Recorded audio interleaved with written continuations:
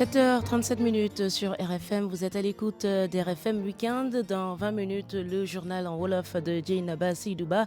Mais tout de suite, c'est l'heure d'Ecorex avec Abdou Diouf Junior. Bonjour à tous et bienvenue dans Ecorex. Petrosen démarre sa mue. Les enjeux de la création des filiales Petrosen EPSA et Petrosen Aval SA à voir dans Ecorex. Nous évoquerons également la décision finale d'investissement dans le projet pétrolier Sangomar et le programme national de formation de 25 premiers jeunes techniciens sénégalais qui vont travailler sur les installations en mer de BP. Ecorex, c'est tout de suite. L'entretien dans Ecorex. Serigne Mboup, bonjour. Bonjour, monsieur Diouf. Vous êtes le directeur général de la SAR, la Société africaine de raffinage. Vous avez suivi l'actualité avec notamment la création de nouvelles filières pour Petrosen. Vous avez travaillé pendant longtemps à Petrosen.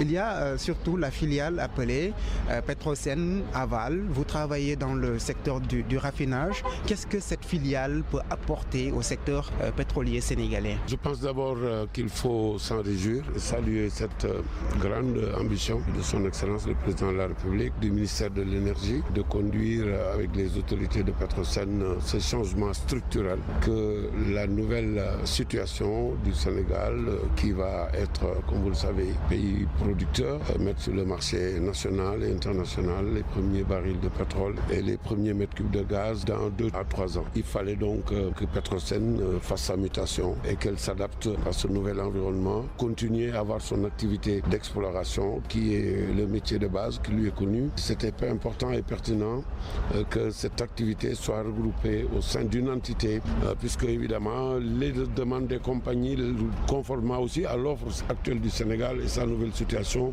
vont aller crescendo et donc il faut une meilleure planification, une meilleure maîtrise mais aussi des ressources mieux adaptées pour que Petrosen puisse se doter de tous les moyens au niveau technique et compétences des compagnies. La deuxième activité qui va naître, puisque nous avons des ressources qu'il va falloir commercialiser d'abord, qu'il va falloir transformer et qu'il va falloir consommer. On parle de Petrosen Trading qui devrait aussi être créé. Pour le moment, il y a Petrosen Aval. Le trading aussi est une activité dans l'aval. Donc, tout dépendra des missions qui seront données à Petrosen Aval, mais l'activité d'aval qui part du raffinage à la distribution, évidemment en incluant le trading et d'autres aspects comme ça, me paraît aussi importante et indispensable parce que cela ne faisait pas partie de l'objet social de Petrosen qui avait pour objectif d'être l'outil de promotion pétrolière et de promotion particulièrement de notre bassin.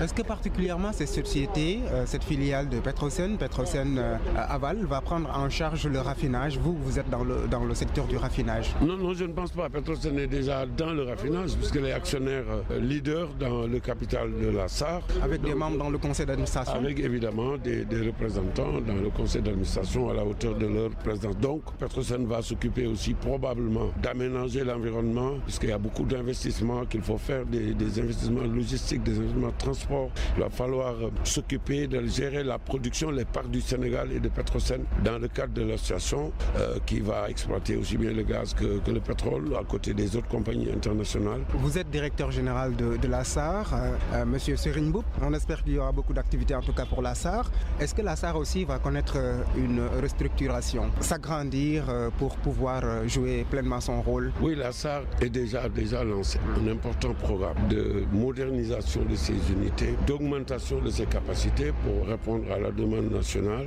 et sous-régionale plus tard, mais aussi adapter ces unités au pétrole brut sénégalais. Le brut sénégalais ne fait pas partie des bruts pour lesquels la SAR a été formatée, puisqu'il est un peu plus lourd que les bruts habituellement que nous recevons du Nigeria. Justement, ce programme qui va être lancé courant février, les chantiers sont déjà en train d'être mis en place, mais dont le lancement officiel se fera par les actionnaires et les autorités du pays à partir du mois de février, nous l'espérons. Nous pourrons en ce moment avoir une raffinerie moderne, plus grande en termes de capacité, d'abord couvrir nos besoins nationaux, ce que la SAR fera dès le first oil. Ça sera capable de traiter ce brut sénégalais et donc les produits pétroliers que nous consommons dans nos véhicules et autres types d'utilisation proviendront de ce brut sénégalais et ça, on le sait tous, ça va augmenter notre souveraineté, créer beaucoup de valeur ajoutée dans le pays.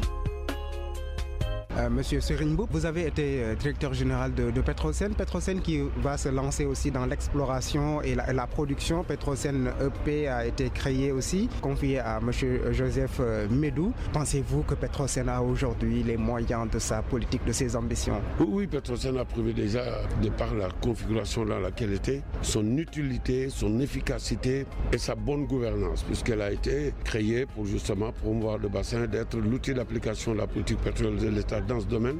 Je crois qu'il a rempli ce rôle. Elle est aujourd'hui dans le raffinage, à la raffinerie, où elle joue un rôle important. Aujourd'hui, l'activité d'exploration-production, qui est son cœur de métier, va être davantage professionnalisée. Nous allons vers la production, nous allons vers l'exploitation. Nous avons besoin d'autres capacités techniques, logistiques. Vous savez, quand vous faites la prise de participation dans des blocs, avoir des actions portées, des droits portés, quand vous entrez en production ou vous devenez un membre actif de l'association et que vous devez contribuer quand il y a appel de fonds cash-call pour le développement des projets et donc le financement des investissements, c'est une autre dimension. C'est la raison pour laquelle cette structure, je pense, aura pour mission justement de se doter de tous les moyens pour répondre efficacement et nous, on n'a aucun doute pour cela. Les ressources humaines nationales sont là. On pense surtout aux ressources financières. Les ressources financières n'ont jamais été un problème. Chaque fois qu'il y a eu un projet crédible, qui est fiable, qui est économiquement viable, et donc c'est le cas justement de tous ces projets. Vous le savez, Petrosen a dû participer pour 18% aux investissements sur Sangomar et 20% sur Grande Tortue. Elle le fera sur tous les autres projets parce que, évidemment, le Sénégal a la signature, les projets sont fiables, la stabilité, la sécurité, l'environnement des affaires, mais la confiance aussi aux politiques appliquées de ce pays font qu'il ne peut y avoir de problème pour Petrosen, comme à l'instar des autres membres de l'association, pour lever des fonds sur toutes les places financières internationales. Vous êtes le directeur général de la SAR, la Société africaine de raffinage. Monsieur Serigne Mboup, merci. Merci beaucoup, monsieur. Dans le cadre du projet pétrolier Sangomar, on a assisté le 14 janvier dernier aux signatures de l'accord État-Hôte et de la décision finale d'investissement par les partenaires de la joint venture Woodside, Far Limited, Cain Energy et Petrosen. Le ministre du Pétrole et des Énergies, Mahamadou Makhtar Cissé, a présidé la cérémonie. Voici le passage choisi de son discours. Sangomar est le deuxième projet en développement et le premier projet 100% sénégalais à entrer en phase de construction. Je voudrais donc dire ma joie d'être parmi vous pour marquer ce moment, ponctué par la signature des accords qui vont lier l'État du Sénégal à la joint venture en charge du développement du champ Sangomar et qui est composé de Woodside, son opérateur, Cain Energy, représenté ici par Madame Diakhaté Koïta, je vous rends votre nom, Far Limited, représenté par Bruno, et enfin la Société des pétroles du Sénégal, Petrosen, représentée par son directeur général, Mamadou Faye. Il y est prévu une production de 230 millions de barils de pétrole lors de la première phase dès 2023. La joint venture a travaillé en étroite collaboration avec l'État du Sénégal sur les accords qui visent à assurer la mise en œuvre du projet en stabilisant l'environnement juridique et fiscal autour de celui-ci tout en contribuant à la sécurisation des investissements du projet. Ecorex reportage. Mahamadou Makhtar Cissé, qui a également présidé la cérémonie officielle de lancement d'un programme national de formation de 25 premiers jeunes techniciens sénégalais qui vont travailler sur les installations de BP. Les détails avec Mamadou Diagne. Dans le cadre de son engagement pour le contenu local au Sénégal, BP a annoncé le lancement d'un programme national de formation de techniciens. Sur 1000 candidatures examinées, 25 jeunes ont été sélectionnés pour participer à ce programme pluriannuel au terme duquel ces jeunes devront travailler sur les installations en mer dans le cadre du projet GTA. Jérôme Mossari est le directeur général de BP Sénégal. Vous apprendrez aux côtés de collègues des opérations qui ont engrangé partout dans le monde un savoir-faire solide, des connaissances expertes dans la gestion d'installations pétro-gazières sur terre et en mer. Et vous avez toutes les conditions réunies pour faire une belle carrière chez BP. Ces jeunes vont être préparés à travailler en toute sécurité et conformément aux normes sur les sites de BP en Mauritanie et au Sénégal. Dans le cadre de la formation, ces 25 jeunes obtiendront également une qualification accréditée au niveau international conformément aux normes requises pour toutes les opérations de BP. Le programme que nous lançons constitue un acte concret qui renforce la solidité de notre engagement engagement à mettre en œuvre une politique de contenu local bénéfique à la fois au pays et au projet GTA. Au cours de la dernière année de formation, ces jeunes seront déployés sur les sites existants de BP pour acquérir une expérience professionnelle essentielle. Mamadou Diagne, merci. Le jargon du secteur extractif dans Ecorex. Voici le lexique. Bonjour Mapate Sow. Bonjour Abdou Diouf. Vous êtes le fondateur de ornoirafrica.com, un site internet spécialisé dans le traitement des informations sur le secteur pétrolier et gazier. Vous êtes membre de la commission pétrole et gaz de l'AGTREX, l'association des journalistes pour la transparence dans les ressources extractives. Vous êtes aux manettes du lexique de cette semaine. Alors, aujourd'hui, je vais vous parler du FID, Final Investment Decision, plus connu sous le nom de décision finale d'investissement en français. C'est une décision d'investissement en capital dans le cadre des décisions de financement à long terme, surtout des entreprises basées sur des critères clés pour gérer les actifs et les structures de capitaux de l'entreprise en général, comme c'est le cas des joint ventures avec ces entreprises pétrolières et l'État du Sénégal. En général, le FID peut être effectué après l'achèvement des permis et des arrangements financiers ou des prêts pour le début des travaux de construction sur les sites offshore qu'on découvre particulièrement au Sénégal. C'est le moment où les contrats qui sont signés avec les sous-traitants pour les équipements, la construction, les installations permettant aux achats et à la construction pour poursuivre l'ingénierie afin de l'achever pour passer à la phase de production. Merci beaucoup Mapate Sow. Vous êtes le fondateur du site internet ornoirafrica.com, membre de la commission pétrole et gaz de la GTREX. Ecorex, c'est fini. Merci de l'avoir suivi. À samedi prochain pour un nouveau regard sur nos ressources extractives.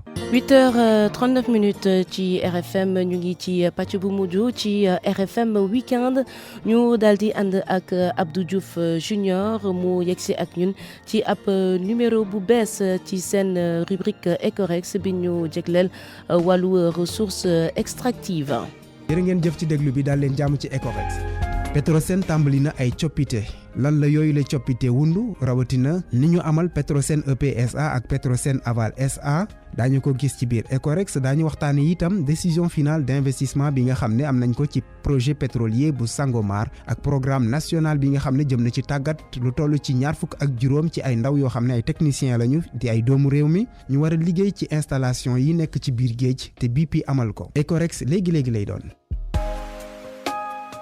gan gi ci Ecorex. Serigne Mboup maa ngi lay nuyu. ñu ngi lay ziare monsieur Diouf. yow yaay directeur général bu SAR société africaine de raffinage nekkoon nga itam directeur général bu Petrosen gis nga ne nguur gi jël na ndogal ni dafay taxawal ñaari filiales yoo xam ne Petrosen moom lañ koy ndeyale Petrosen EP ak Petrosen Aval.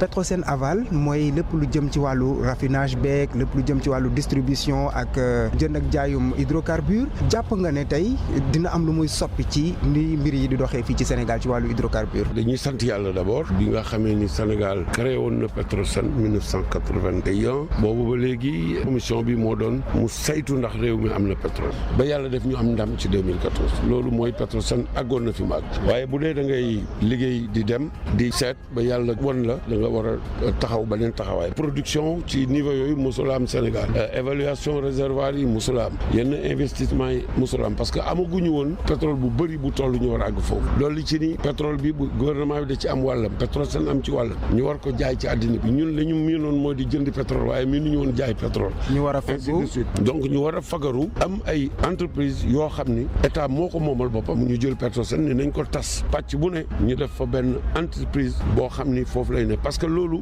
mooy tax nga bañ a toog bëgg a liggéeyandoo lépp loolu ku ko def rek da ngay jaxasoo. nekkoon nga directeur général bu Petrosen loolu lan la mën a indi ci wàllu doxalin bi nga xam ne noonu la ñuy doxalee hydrocarbures yi fii ci Sénégal yorin wi distribution beeg li ni mel. non loolu moom du ko laal. waaw xanaa li mën a am mooy xëy na suba mën naa am c'est important que Petrosen xëy ne Aval day dugg ci distribution te loolu aussi bari na réew yu bëri am nañu seen réseau distribution bopp loolu man déjà ma nekkee directeur tàmbali woon nañ ko ba tabax première station donc loolu mën na ne waaye loolu rek taxu ko jóg parce que distribution bi gis nañ ko li ko tax a jóg Petrosen Aval mooy mu jël en charge lépp loo xam ni mi ngi jóge ci raffinage jëm ba distribution ak commercialisation ak infrastructure ak jëmtuwaay yi nga xam ne moom la àndal pour que gouvernement bi lu muy am ci gaz ak gouvernement bi lu muy am ci pétrole Petrosen ci boppam lu muy am ci gaz Petrosen li muy am ci pétrole bi loolu ñu mën a taxaw ci àddina bi taxawaay boo xam ne compagnie yu mag yi ñu ko seqal ak marché international loolu la laaj ci wàllu xam-xam ci wàllu xarañ ci wàllu Pastef ak ci wàllu organisation pour que mu mën a dem ni nga xam ne noonu lañ ko bëggee loolu lay indi professionnaliser secteur boobu jox ko yellu faayam. Serigne Mboup nekkoon nga itam directeur général bu Petrosen EP bi ñu jox ko Joseph Médou loolu gëm nga ne dina mën a doxam. waaw loolu dina mën a dox lool parce que dañu rafetlu d'abord li ñu jël Joseph Médou du doomu Sénégal Joseph Médou ak 1996 ba léegi mi ngi foofu kon ëpp na ñaar fukki at nomination yi nga gis yëpp ñi ko jox ay doomu réew mi lañu te ci seen base xam-xam rek lañ leen ko jox. Manar moo yor wàllu aval bi Manar Sall nekkoon na directeur général mobile ci réew yu bari nekkoon na fi nekk na fi liggéey na États-Unis liggéey na France liggéey na presque réewu Afrique yëpp moom bu ñu ko joxee kenn amul looy wax Joseph Médou aussi doomu Sénégal la jàngee Université Dakar nekk Petrosen ñun ñu nekkoon faak moom muy suñu rek mu dem ba tey ci wàll boobu moo ci mag maanaam moo ci gën a kii te it moo nekkoon directeur bi nga xam ni contrat yi ñuy wax ak lii yëpp moo ko doon lijjën kon dañu ko rek àggale jox ko responsabilité. mais est-ce que Petrosen am na jumtukaay yi war ngir mën a def seetum pétrole ak yooyu. kenn amul lépp boo gisee BP mi sax ak Total ay compagnie de service il faut ñu xam Petrosen noonu la organisé woo loo ci gis rek métier la dafa am société yu ndaw yoo xam ne ñooy def loolu ñooñu ngay fay ñu ñëw taxawal la même négociation contrat sax dafa am compagnie yoo xam ne loolu rek mooy seen liggéey nga woo leen moo tax ñooñu ñu ngi fii ñoom la Petrosen utilisé ak gouvernement bi ba xayma découverte yi fi nekk ndax liñ ñu wax tubaab yi wax dëgg la ndax niñ ko bëgg a exploité dëgg la xam nga duñ ñëw rek ne dañuy def ni dañ ñëw tamit waa Petrosen waa ministère parce que techniciens yi ñu ngi fi am na doomu bitim réew Sénégal yu ne bitim réew yu commencé ñibbisi ñu jël cabinet yi gën a mag teg leen seen wet xool ak ñoom li nga xam ni moom la tubaab yi wax bañ d'accord. loolu mooy xam-xam bi mais est-ce que alal baa ngi fi. alal moom moo gën a yomb. li tax mu gën a yomb mooy projet bu baax foo ko amee loolu laaj ñu jox la ko. il faut Sénégal xam ni Petrosen gaz bee ñuy def ca Ndar Petrosen ci boppam bokkul ak gouvernement bi Petrosen am na ci 20% maanaam téeméer boo jël ñaar loolu ay junni milliards la ci franc CFA te Petrosen joxe na ko boo xoolee aussi pétrole bi nekk ci Sangomar Petrosen am na foofu 18% daanaka moom it mooy téeméer boo jël mu am ci fukk ak juróom-ñett foofu aussi ay milliards yu bëri la Petrosen joxe na ko kon wuti xaalis du jafe d'abord parce que projet yi baax na wuti xaalis du jafe ndax Sénégal réew mu stable la réew mu ñu yor la macha allah réew moo xam ni environnement des affaires baax na ñiy leble xaalis ci marché international bi xam nañu Sénégal xam nañ ñi ko jiite xam nañ ni ñu ko yore xam nañ projet yi fi ne kon chaque fois bu ñu àggee ci Petrosen war a wuti ak nu mu mënti toll loolu moom amul benn problème parce que xam nañ ne buñ ko génnee buñ ko laajtee danañ am lu ko ëpp ci ay yoon. Serigne Mboup yow yaay directeur général bu SAR nee nañu pétrole bu bëri dina fi am di ko dalee atum 2023 moom la ñëpp di ñaan waaye pétrole boobu su ñëwee dina soxla ñu defal ko raffinage te loolu yow yaa ko jiite ci réew mi SAR rawatina ndax yéen tamit di ngeen yokk seen dayo ngir mën a capter loolu yëpp.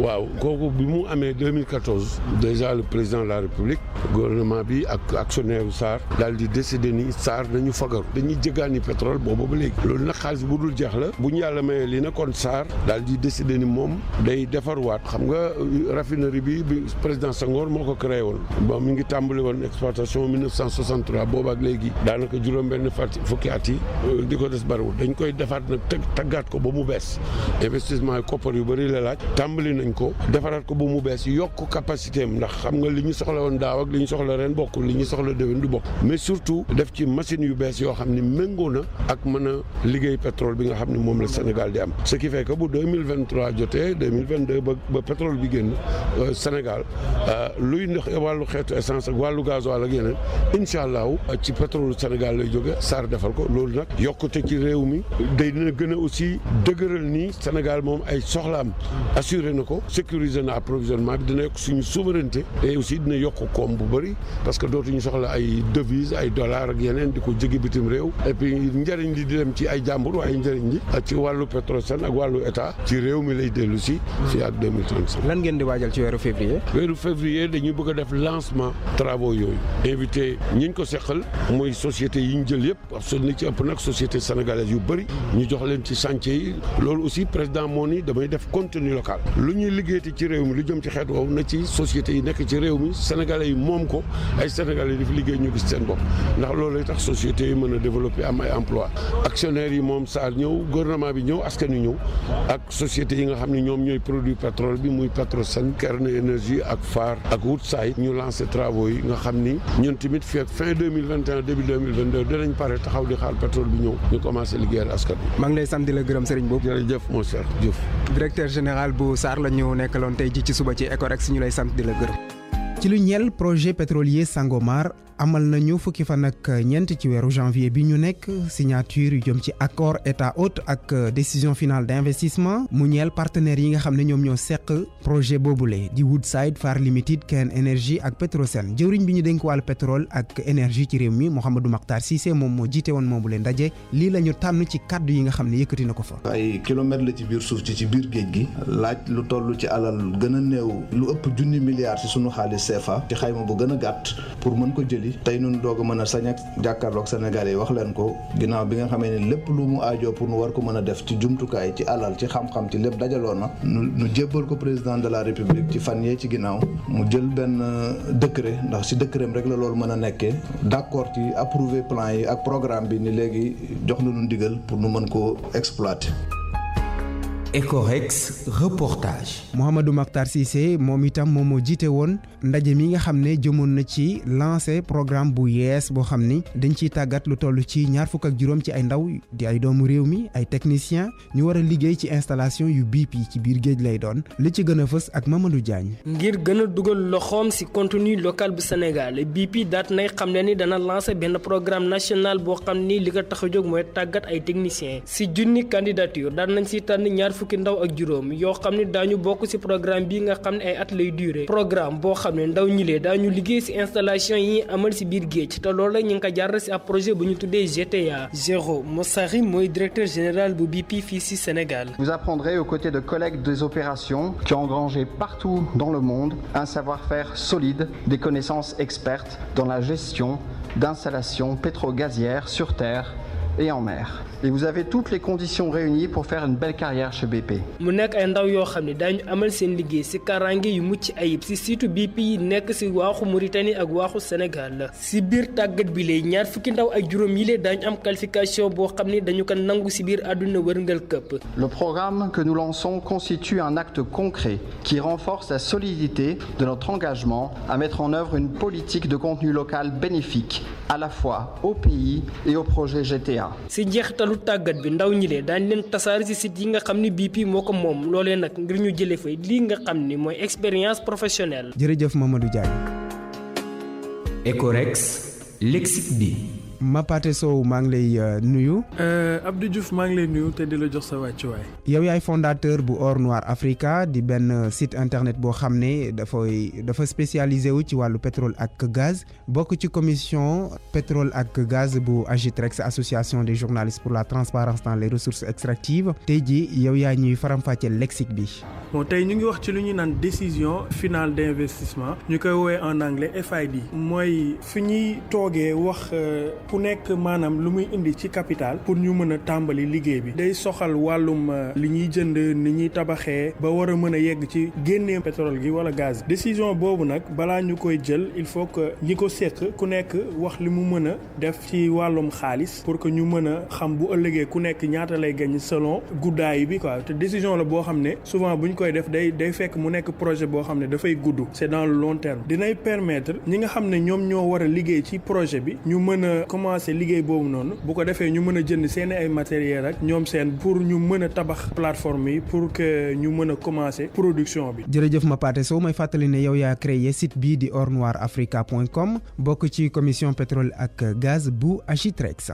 Ecorex jeex na jërë ngeen jëf ci déglu bi ba samedi ba la ñu jëm ñu indi leen yeneen gis-gis ci suñuy ressources extractives.